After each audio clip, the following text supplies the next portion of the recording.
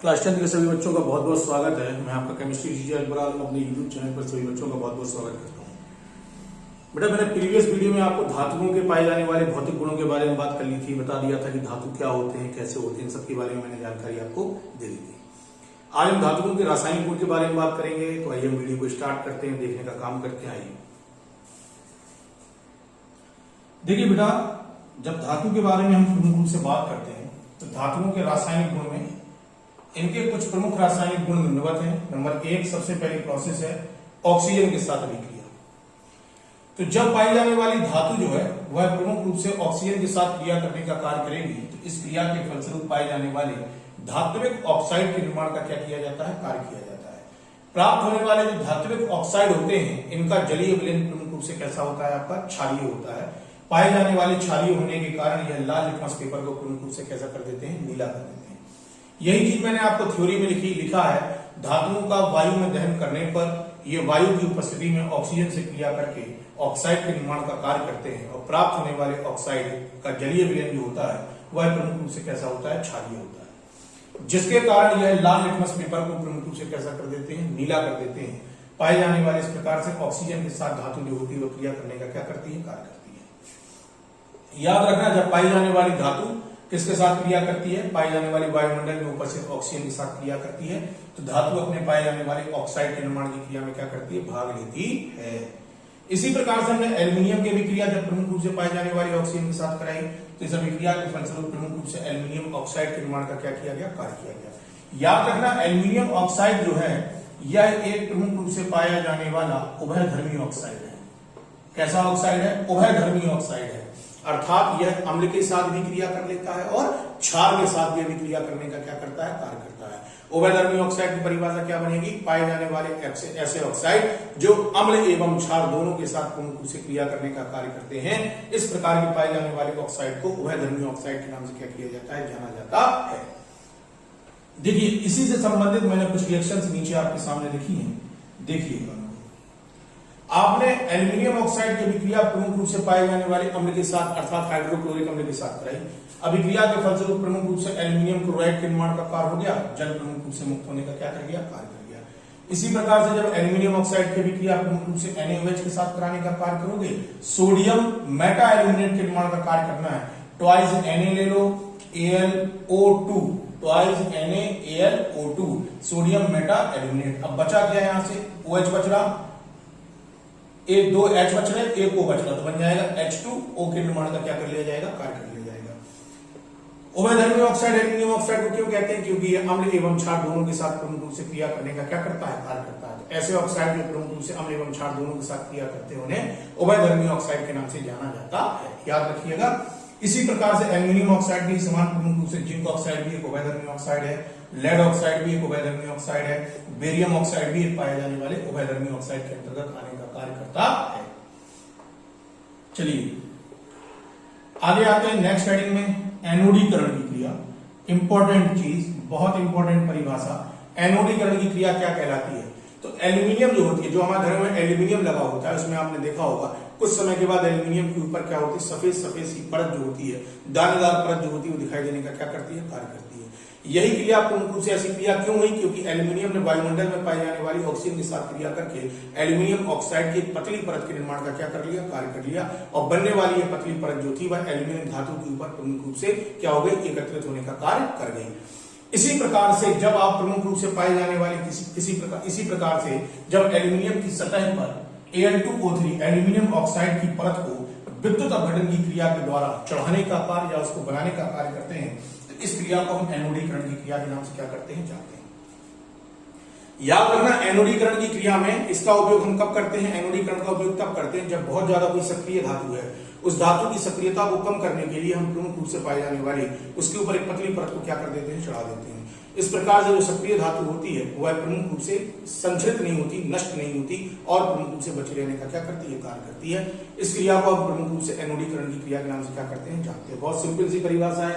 Aluminium को वायु के संपर्क में खुला छोड़ देने पर एल्यूमिनियम वायु में उपस्थित पाई जाने वाली ऑक्सीजन से क्या कर लेती है, क्रिया कर लेती है, और ऑक्सीजन के साथ क्रिया करके एल्यूमिनियम ऑक्साइड के निर्माण का क्या करती है, कार्य करती है। जो एल्यूमिनियम धातु की सतह पर एक पतली परत के निर्माण का क्या करते हैं, कार्य करते हैं। इस प्रकार एल्यूमिनियम जो होता है उसका संक्षारण अर्थात एल्यूमिनियम नष्ट नहीं होती है। एल्यूमिनियम की सतह पर एल्यूमिनियम ऑक्साइड की परत को विद्युत अपघटन की क्रिया के द्वारा चढ़ाने की जो क्रिया होती है, इस क्रिया को एनोडीकरण क्रिया के नाम से क्या करते हैं, जानते हैं। यह क्रिया क्या अन्य धातुओं में भी की जाती है? बिल्कुल की जाती है। सक्रिय धातु को प्रमुख रूप से नष्ट होने से बचाने के लिए उसके ऊपर निष्क्रिय धातु की एक पतली परत को क्या कर दिया जाता है, चढ़ा दिया जाता है। इस क्रिया को हम प्रमुख रूप से एनोडीकरण की क्रिया के नाम से क्या करते हैं बेटा, जानते हैं। नेक्स्ट हेडिंग में आप धातु की जल से अभिक्रिया करानी है। धातु की जल के साथ अभिक्रिया कराइए। तो धातु की जब प्रमुख रूप से पाए जाने वाले जल के साथ अभिक्रिया कराते हैं तो धातु की जल के साथ अभिक्रिया कराने पर प्रमुख रूप से पाए जाने वाले हाइड्रोक्साइड के निर्माण का, धातु के ऑक्साइड के निर्माण का, धातु के हाइड्रोक्साइड या धातु के ऑक्साइड के निर्माण का कार्य किया जाता है। और अभिक्रिया के फलस्वरूप हाइड्रोजन गैस जो होती है वह प्रमुख रूप से मुक्त होने का क्या करती है, कार्य करती है। आपने पाए जाने वाले सोडियम की अभिक्रिया जल के साथ कराई तो यहां से बन जाएगा NaOH। कैसे बन जाएगा? H2O को आप ऐसे भी लिख सकते हो HOH। Na को किसके साथ निकाल दो, OH के साथ, तो क्या बन जाएगा NaOH। बचा क्या, H, तो निकाल दीजिए। हाइड्रोजन को मुक्त करने का क्या कर दीजिए, कार्य कर दीजिए। सेम इस प्रकार से इसी में हो जाएगा। Ca ट्वाइस H2O है ना, इसके ऊपर क्या हो जाएगा, CaOH का होल ट्वाइस, ये बन जाएगा। और हाइड्रोजन गैस यहां से मुक्त होने का क्या कर जाएगी, कार्य कर जाएगी। चलिए नोट में देख लेते हैं। नोट में आ जाओ। नोट में देखना, लेड, कॉपर, सोना, प्लेटिनम, मरकरी ऐसी धातुएं हैं जो प्रमुख रूप से जल के साथ क्रिया नहीं करती। आपसे क्वेश्चन पूछा जाए ऐसी धातुओं का नाम बताइए जो जल के साथ प्रमुख रूप से क्रिया नहीं करती, तो याद रखना लेड हो गया, कॉपर हो गया, सोना हो गया, प्लेटिनम हो गया, ये ऐसी धातुएं हैं। मरकरी हो गई, ये ऐसी धातुएं जो प्रमुख रूप से जल के साथ क्रिया नहीं करती हैं। अगले आइए नेक्स्ट लिखा है धातुओं की हाइड्रोजन के साथ अभिक्रिया। तो सामान्यतः धातुएं हाइड्रोजन से क्रिया करने का काम नहीं करती, परंतु कुछ क्रियाशील धातुएं जैसे सोडियम, पोटेशियम, कैल्शियम हाइड्रोजन के साथ क्रिया करके अपने हाइड्राइड के निर्माण का क्या कर लेती है, कार्य कर लेती है। आपने सोडियम की अभिक्रिया प्रमुख रूप से पाए जाने वाले हाइड्रोजन के साथ कराई, सोडियम के हाइड्राइड के निर्माण का क्या हो जाएगा, कार्य हो जाएगा। हर धातु से क्रिया नहीं करती है हाइड्रोजन, याद रखना। पाई जाने वाली केवल सक्रिय धातुएं जो होती हैं वो हाइड्रोजन के साथ क्रिया करने का क्या करती है, कार्य करती है। सोडियम से भी क्रिया कराए, सोडियम हाइड्राइड बन जाएगा। पोटेशियम से क्रिया कराओगे, पोटेशियम हाइड्राइड बन जाएगा। Ca से भी क्रिया कराओगे, कैल्शियम हाइड्राइड के निर्माण का क्या कर लिया जाएगा, कार्य कर लिया जाएगा। चलिए आगे आओ। धातु की अम्लों से क्रिया, धातु की अम्ल से अभिक्रिया करानी। तो जब धातुओं की क्रिया अम्ल के साथ कराते हैं तो अभिक्रिया के फलस्वरूप लवण की प्राप्ति होती है और हाइड्रोजन गैस जो होती है वह प्रमुख रूप से मुक्त होने का क्या करती है बेटा, कार्य करती है। आपने HCl के साथ अभिक्रिया कराई धातु की, सोडियम की अभिक्रिया आपने HCl के साथ कराने का कार्य किया, तो यहाँ से प्रमुख रूप से सोडियम क्लोराइड बन जाएगा। बच गया आपकी H2, तो हाइड्रोजन यहाँ मुक्त होने का क्या कर जाएगी, कार्य कर जाएगी। नोट देख लो, कॉपर, सिल्वर तथा सोने की सक्रियता कम होने के कारण यह अम्लों के साथ क्रिया नहीं करती। याद रखना ऐसी धातुएं हैं कॉपर, सिल्वर और पाए जाने वाला सोना जो प्रमुख रूप से पाए जाने वाले अम्ल के साथ क्रिया नहीं करती हैं। इनको हमें विशेष तौर पर याद रखना है। चलिए आगे कुछ और टॉपिक्स देखते हैं।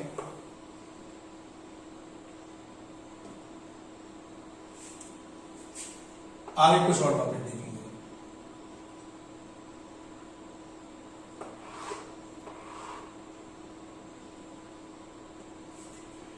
तनु H2SO4 के साथ क्रिया करानी है। भाई आपने सोडियम की अभिक्रिया पाए जाने वाले H2SO4 के साथ कराई, कुछ नहीं करना है। यहां से Na2SO4। जब भी आप धातु की अभिक्रिया H2SO4 के साथ कराओगे, धातु के सल्फेट के निर्माण का कार्य किया जाएगा, हाइड्रोजन गैस मुक्त होने का क्या करेगी, कार्य करेगी। आपने सोडियम की अभिक्रिया H2SO4 के साथ कराई, सोडियम सल्फेट बन गया, हाइड्रोजन गैस यहां से क्या होगी, मुक्त हो गई। एल्यूमिनियम की अभिक्रिया H2SO4 के साथ कराई, एल्यूमिनियम सल्फेट का निर्माण हुआ, हाइड्रोजन मुक्त हो गई। कॉपर की अभिक्रिया आपने H2SO4 के साथ कराई, कॉपर का सल्फेट बन जाएगा, हाइड्रोजन गैस, कॉपर सल्फेट बन जाएगा, पाई जाने वाली प्रमुख रूप से जल मुक्त होगा, सल्फर डाइऑक्साइड गैस मुक्त होने का क्या करती है, कार्य करती है। इंपॉर्टेंट रिएक्शन है, इसको विशेष तौर पर याद रखना। जब कॉपर की अभिक्रिया H2SO4 के साथ कराई जाती है, इस अभिक्रिया के फलस्वरूप कॉपर सल्फेट के निर्माण का कार्य किया जाता है, जल के निर्माण का कार्य किया जाता है और सल्फर डाइऑक्साइड गैस मुक्त होने का क्या करती है, कार्य करती है। चलिए नेक्स्ट देखो, नाइट्रिक अम्ल के साथ क्रिया कराओगे, अगर पाए जाने वाले नाइट्रिक अम्ल के साथ अभिक्रिया कराओगे, जब भी धातु की अभिक्रिया प्रमुख रूप से नाइट्रिक अम्ल के साथ कराओगे तो धातु के नाइट्रेट के निर्माण का क्या किया जाएगा, कार्य किया जाएगा। धातु के नाइट्रेट जो होंगे वह प्रमुख रूप से बनने का क्या करेंगे, कार्य करेंगे। आपने मैग्नीशियम की अभिक्रिया HNO3 के साथ कराई, मैग्नीशियम नाइट्रेट बन गया, हाइड्रोजन गैस मुक्त हो गई। मैग्नीज की अभिक्रिया HNO3 के साथ आपने कराने का कार्य किया, मैग्नीज का प्रमुख रूप से नाइट्रेट बन गया और हाइड्रोजन गैस यहां से मुक्त होने का क्या करती है, कार्य करती है। नोट देखो, HNO3 एक प्रबल ऑक्सीकारक है, जिसके कारण हाइड्रोजन को या जल में परिवर्तित करने का क्या करता है, कार्य करता है। मतलब क्या हुआ कि ये जो पाई जाने वाली HNO3 की क्रिया के दौरान जब आपने धातु की अभिक्रिया HNO3 के साथ कराई तो ये जो हाइड्रोजन गैस निकली ना, ये हाइड्रोजन गैस आगे जाकर प्रमुख रूप से रिएक्शन में किसके निर्माण का कार्य कर लेगी, जल के निर्माण का क्या कर लेगी, कार्य कर लेगी। क्यों जल के निर्माण का कार्य करेगी, जब ये पूछ लिया जाए तो इसलिए जल के निर्माण का कार्य करेगी क्योंकि पाया जाने वाला HNO3 एक प्रबल ऑक्सीकारक के रूप में क्या करता है, कार्य करता है। निकलने वाली ऑक्सीजन के साथ हाइड्रोजन क्रिया करेगी और प्रमुख रूप से जल के निर्माण का क्या कर लेगी भैया, यहाँ पे कार्य कर लेगी। अगली टॉपिक अम्लराज, बहुत important, top most important question याद रखिएगा। जिसको मैंने टॉप मोस्ट कह दिया वो 100% बहुत टॉप मोस्ट क्वेश्चन होता है, आने के चांसेस उसके बहुत ज्यादा होते हैं। अम्लराज देखो बहुत सिंपल सी परिभाषा, 3 भाग सांद्र HCl, 3 भाग सांद्र HCl और 1 भाग सांद्र HNO3 के मिश्रण को अम्लराज के नाम से क्या किया जाता है, जाना जाता है। यह सधूम होता है, सधूम मतलब इसमें से सदैव धुआं निकलने का क्या करता रहता है, कार्य करता रहता है। इसमें सदैव प्रमुख रूप से धुआं निकलने का कार्य करता रहेगा। ऐसे अम्ल जिनमें से सदैव धुआं निकलने का कार्य करता रहे, इनको हम प्रमुख रूप से सधूम अम्ल के नाम से क्या करते हैं, जानते हैं। इसकी प्रकृति संक्षारक होती है, मतलब किसी कपड़े के ऊपर डाल दोगे, त्वचा के ऊपर डाल दोगे तो वह प्रमुख रूप से उसको जलाकर प्रमुख रूप से नष्ट करने का क्या करेंगे, कार्य करेंगे। इसका उपयोग कहाँ किया जाता है, तो अभी आपने पढ़ा था कि पाई जाने वाली उत्कृष्ट धातुएं जैसे पाया जाने वाला चांदी हो गया, पाया जाने वाला सोना हो गया, पाया जाने वाला प्लेटिनम, ये अम्ल के साथ क्रिया नहीं करता। तो पाए जाने वाले हमें सोने को यदि गलाना है, चांदी को यदि गलाना है, प्लेटिनम को यदि गलाना है, तो इनको गलाने के लिए हम प्रमुख रूप से क्या करते हैं, अम्लराज को भी बनाने का क्या करते हैं, कार्य करते हैं। अम्लराज में यदि आपने सोने को डाल दिया, चांदी को डाल दिया या प्रमुख रूप से पाए जाने वाले आपने प्लेटिनम को डालने का कार्य किया तो ये इसको प्रमुख रूप से क्या कर देंगे, गला देंगे। आपने सुनार मार्केट में गए हो तो सोनी लोग करते क्या है कि पाए जाने वाले सोने को साफ करते हैं, तो क्या करते हैं, अम्लराज लिया उन्होंने ब्रश में और प्रमुख रूप से पाई जाने वाली सोने के ऊपर क्या कर दिया, इन्होंने लगाने का कार्य कर दिया।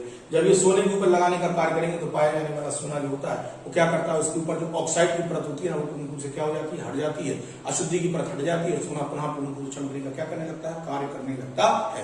लेकिन कुछ मात्रा सोने की जो होती है वह प्रमुख रूप से क्या हो जाती है, कम हो जाती है। इसलिए आपने सुना होगा पुराने लोग कहते थे कि सोने को धुलवाने से सोना प्रमुख रूप से क्या हो जाता है, कम हो जाता है। क्यों, क्योंकि सोना प्रमुख रूप से अम्लराज के साथ क्रिया करता है, उसकी कुछ मात्रा जो होती है वो गलकर प्रमुख रूप से पाए जाने वाली इस अम्ल के अंतर्गत क्या होती है, चली जाती है, जिसको बाद में प्रमुख रूप से आसानी से निकालने का कार्य किया जा सकता है। चलिए नेक्स्ट हेडिंग पे आओ। अगली हेडिंग धातुओं के लवण के विलयन के साथ अभिक्रिया, टॉप मोस्ट इंपॉर्टेंट, 100% आएगा ये टॉपिक इस बार, 100%। धातुओं के लवण के विलयन के साथ अभिक्रिया के बारे में बात करें तो जब किसी कम सक्रिय धातु के लवण के विलयन में अधिक सक्रिय धातु को मिलाया जाता है तो अधिक सक्रिय धातु कम सक्रिय धातु के लवण के विलयन से उसे विस्थापित कर देती है और उसका स्थान ग्रहण कर लेती है। जैसे कॉपर सल्फेट के विलयन में आपने जिंक की छड़ को डालने का कार्य किया तो जिंक कॉपर सल्फेट के विलयन में से कॉपर को निकालकर क्या कर देगा, अलग कर देगा। कॉपर के निकलने के कारण विलयन का रंग प्रमुख रूप से कैसा हो जाता है, नीला हो जाता है तथा प्रमुख रूप से कॉपर सल्फेट, कॉपर निकल गया, अब बचा Zn और SO4, तो जिंक सल्फेट के विलयन के निर्माण का क्या कर लिया जाएगा, कार्य कर लिया जाएगा। इसको मैं आपको थोड़ा सा डिटेल में समझा देता हूं, समझिएगा। आपने क्या किया, एक बर्तन लिया, इस बर्तन के अंदर आपने प्रमुख रूप से पाए जाने वाले एक विलयन को ले लिया, विलयन लिया आपने कॉपर सल्फेट का, इसमें आपने एक रॉड को प्रमुख रूप से लगाने का काम किया। ये रॉड जो है वह प्रमुख रूप से पाए जाने वाली किसकी है, जिंक की है। अब जिंक धातु जो है वह कॉपर की तुलना में अधिक सक्रिय है। कौन अधिक सक्रिय है, जिंक प्रमुख रूप से कैसी है बेटा, बहुत अधिक सक्रिय रहती है। और कॉपर प्रमुख रूप से कैसी है, कम सक्रिय धातु है। तो अधिक सक्रिय धातु जो होती है वो कम सक्रिय धातु को उसके लवण के विलयन में से क्या कर देती है, विस्थापित कर देती है। मतलब कैसे होगा, जिंक की अभिक्रिया आपने कॉपर सल्फेट के साथ कराई बेटा, यहां से कॉपर क्या हो जाएगा, निकल जाएगा, तो जिंक सल्फेट के साथ जुड़ेगा तो क्या बन जाएगा, ZnSO4 प्लस में यहां से क्या प्राप्त हो जाएगा, कॉपर की प्रमुख रूप से क्या हो जाएगी, प्राप्ति। निकलने वाले इस कॉपर के कारण होगा ये कि पाया जाने वाला यह विलयन जो होगा वह प्रमुख रूप से कैसा होगा, नीला होगा। किसके कारण होगा, कॉपर के कारण। ये क्वेश्चन पूछा जाता है, क्वेश्चन बहुत इंपॉर्टेंट, कारण बताओ पूछा जाता है। क्या कारण है कि कॉपर सल्फेट के विलयन में जिंक की रॉड को डालने पर विलयन का रंग प्रमुख रूप से नीला हो जाता है। तो आप लिखेंगे जिंक एक अधिक सक्रिय धातु है जो कॉपर सल्फेट के विलयन में से कॉपर को विस्थापित करने का क्या कर देती है, कार्य कर देती है। मुक्त होने वाले कॉपर के कारण प्रमुख रूप से विलयन का रंग प्रमुख रूप से कैसा हो जाता है, नीला हो जाता है। पाए जाने वाली इस क्रिया के फलस्वरूप जिंक सल्फेट के साथ क्रिया कर जिंक सल्फेट के निर्माण का क्या कर लेता है, कार्य कर लेता है। बात समझ में आ गई, सिंपल सी चीज। चलो आगे, धातुओं के साथ अभिक्रिया के बाद नेक्स्ट आती है क्लोरीन के साथ अभिक्रिया। क्लोरीन के साथ अभिक्रिया देखिए, धातु जब प्रमुख रूप से पाए जाने वाले क्लोरीन के साथ क्रिया करती है तो धातु के क्लोराइड के निर्माण का क्या कर लेती है, कार्य कर लेती है। सिंपल सी रिएक्शन। नेक्स्ट आप धातुओं की अभिक्रियाशीलता की श्रेणी, धातुओं की अभिक्रियाशीलता की श्रेणी। तो इलेक्ट्रॉन के त्यागने की प्रकृति के आधार पर धातुओं को एक श्रेणी में व्यवस्थित करने का कार्य किया जाता है। यह श्रेणी धातुओं की सक्रियता श्रेणी या अभिक्रियाशीलता की श्रेणी के नाम से क्या किया जाता है, जाना जाता है। जो धातु जितनी अधिक तेजी के साथ इलेक्ट्रॉन को त्यागेगी वो उतनी अधिक सक्रिय कहलाएगी, उसको उतने जल्दी हम प्रमुख रूप से रखने का कार्य करेंगे। तो धातुओं के इलेक्ट्रॉन के त्यागने के आधार पर आप जब धातुओं को व्यवस्थित कर एक श्रेणी, एक क्रम के निर्माण का कार्य करते हैं तो इस प्रकार की पाई जाने वाली जो श्रेणी होती है उसे हम धातुओं की अभिक्रियाशीलता की श्रेणी के नाम से क्या करते हैं बेटा, जानते हैं, या इसे धातुओं की सक्रियता श्रेणी के नाम से जाना जाता है। नोट, वे धातुएं जो हाइड्रोजन के ऊपर स्थित होती हैं वे सक्रिय धातुएं कहलाती हैं, और वे धातुएं जो हाइड्रोजन के नीचे स्थित होती हैं उन्हें हम अक्रिय धातुओं के नाम से क्या करते हैं, जानते हैं। समझो, देखो यहां पे ये लिखा है हमारा प्रमुख रूप से पाया जाने वाला हाइड्रोजन। हाइड्रोजन के ऊपर कौन कौन सी धातुएं लिखी हैं, potassium, sodium, calcium, magnesium, aluminium, zinc, Fe, Sn, Pb।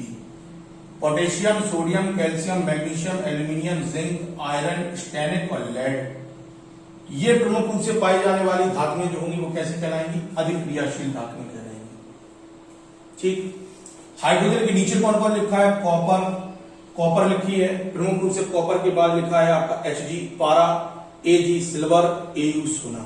ये पाई जाने वाली धातुएं जो होंगी वह प्रमुख रूप से कैसे कहलाएंगी, आपकी निष्क्रिय धातुओं के नाम से या कम क्रियाशील धातुओं के नाम से क्या की जाएंगी, जाएंगे। अब सुनना, अधिक क्रियाशील धातु जो है ना, अधिक क्रियाशील धातु वह प्रमुख रूप से कम क्रियाशील धातुओं के लवण के विलयन में से उसको क्या कर देती है, विस्थापित कर देती है। इसको हमें विशेष तौर पर याद रखना है। जैसे पोटेशियम की क्रियाशीलता सबसे अधिक है और मान लो NaCl के विलयन में पोटेशियम मिला दिया जाए तो इसको सोडियम को निकाल कर क्या कर देगा, अलग कर देगा। तो याद रखना, जो धातुएं प्रमुख रूप से ऊपर की ओर उपस्थित है, बड़े ध्यान सुनना बड़े, जो धातुएं ऊपर की ओर उपस्थित होती हैं वह अपने नीचे की ओर पाए जाने वाले धातु के लवण के विलयन में से उसको प्रमुख रूप से क्या कर देती हैं, विस्थापित करने का कार्य करती हैं। आपने अभी एक चीज देखी थी, देखो जिंक, उदाहरण पड़ा था, जिंक ने कॉपर सल्फेट के विलयन में से कॉपर को क्या कर दिया था, विस्थापित कर दिया था। क्यों, क्योंकि जिंक कॉपर से कहां लिखा है, ऊपर लिखा है। तो जिंक प्रमुख रूप से अधिक क्रियाशील, कॉपर आपका कम क्रियाशील। तो जिंक ने कॉपर को प्रमुख रूप से इसके विलयन से क्या कर दिया, विस्थापित करने का कार्य कर दिया। ये इसका उपयोग है, पहला महत्व हो गया। अगले महत्व में देखो, अगला महत्व देखिए, लिखा है सक्रिय श्रेणी में जो धातुएं हाइड्रोजन के ऊपर स्थित होती हैं वो तनु अम्ल में से हाइड्रोजन को विस्थापित करने का क्या करती हैं, कार्य करती हैं। याद रखना, कॉपर, पारा, चांदी और Au ये अम्ल के विलयन में से हाइड्रोजन को विस्थापित करने का कार्य नहीं कर सकती। आपने अभी पूछा, एक क्वेश्चन पूछा जाएगा, क्या कारण है कि पाई जाने वाली उत्कृष्ट धातुएं अम्ल के साथ क्रिया नहीं करती। अगर आपसे ये क्वेश्चन पूछ लिया जाए तो याद रखना, आपको केवल इतनी सी बात कहनी है कि पाई जाने वाली ये धातुएं सक्रियता की श्रेणी के अंतर्गत हाइड्रोजन के नीचे उपस्थित हैं, जिसके कारण इनकी क्रियाशीलता प्रमुख रूप से कैसी होती है, कम होती है, जिसके कारण यह अम्ल के विलयन में से हाइड्रोजन को विस्थापित करने का कार्य नहीं कर पाते। एक और कारण बताओ, मैंने आपको बता दिया। अगला देखो, आपसे पूछ लिया जाए हाइड्रोजन के ऊपर पाई जाने वाली धातुएं, तो जितनी भी हाइड्रोजन के ऊपर पाई जाने वाली धातुएं हैं वह अम्ल के विलयन में से कौन सी गैस को, हाइड्रोजन गैस को विस्थापित करने का क्या करेंगे, कार्य करेंगे।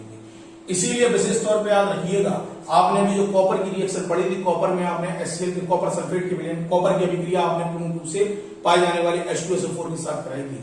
हाइड्रोजन नहीं निकाली थी उसमें, आपने कौन सी गैस निकाली थी, सल्फर डाइऑक्साइड गैस को निकालने का क्या किया था, कार्य किया था। हाइड्रोजन गैस उसके अंतर्गत निकलने का कार्य नहीं कर सकती है। क्या क्या बना था, कॉपर सल्फेट के, आपने कॉपर की अभिक्रिया जब H2SO4 के साथ कराई तो कॉपर का सल्फेट बना था, H2O बना था, और प्रमुख रूप से पाई जाने वाली सल्फर डाइऑक्साइड गैस निकलने का क्या किया था, कार्य किया था। क्यों हाइड्रोजन मुक्त नहीं हुई? क्योंकि पाए जाने वाली ये धातु कैसे कम क्रियाशील है, जो पाए जाने वाले अम्ल के विलयन में से हाइड्रोजन गैस को मुक्त करने का कार्य नहीं कर सकते। लास्ट पॉइंट, सक्रिय श्रेणी में ऊपर स्थित धातु अपने नीचे की धातु के लवण के विलयन से उसको विस्थापित करने का क्या करती है? कार्य करती है। जो धातु जैसे सोडियम है, सोडियम के ऊपर क्या उपस्थित है? पोटेशियम। तो पोटेशियम सोडियम के विलयन में से पाए जाने वाले सोडियम को क्या कर देगी? विस्थापित कर देगी। इसी प्रकार जो सोडियम किसके ऊपर उपस्थित है? कैल्शियम के।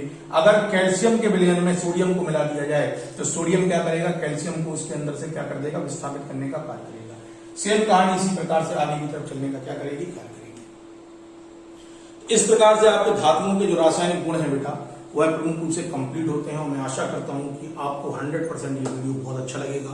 आप इससे बहुत जो यूजफुल वीडियो है, ये बहुत यूजफुल वीडियो है और आपको बहुत अच्छा लगेगा और आप इसको समझने का कार्य कर सकेंगे। नए वीडियो के लिए चैनल को सब्सक्राइब कर लें ताकि हम नए वीडियोस को पढ़ने का कार्य कर सकें, अच्छे से पढ़ने का कार्य कर सकें। घर पे रहना है, सुरक्षित रहना है, पढ़ने का काम करते रहना है। इसी आशा के साथ मैं पुनः आपके सामने उपस्थित हूँ। तब तक के लिए धन्यवाद।